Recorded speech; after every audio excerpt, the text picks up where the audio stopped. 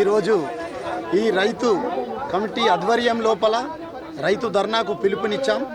ఈ కేవలం 4 రోజుల సందే ఈ ఆవేశం అన్ని గ్రామ వీడీసీలకు కానీ సంఘాలకు కానీ పంపించినాం.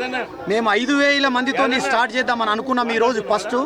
కానీ మేము అనుకున్న దానికంటే కూడా డబ్బులు అయిపోయారు. 10,000 రైతులతోని ఈరోజు శాంతియుత ధర్నా చేసినాం. ఎందుకు మా రైతులు కూడా వచ్చిన వివిధ గ్రామాల నుంచి వచ్చిన వారు కూడా రోడ్ ఎక్కుదామని చెప్పి ఆర్డీఓ ముట్టడిద్దాము, కలెక్టర్ ఆఫీస్ కానీ ఎవరో ఏదో విధంగా అంటే కూడా షరతులకు లోబడి మనకి ఏ విధంగా అయితే పర్మిషన్ వచ్చిందో ఆ విధంగా పర్మిషన్కు లోబడి శాంతియుతంగా ఇక్కడ ఈ ర్యాలీ కార్యక్రమాన్ని చేపట్టినాం. మేము వచ్చే నెల 15 తారీఖు దాకా డెడ్లైన్ పెట్టుకున్నాము కమిటీ నుంచి.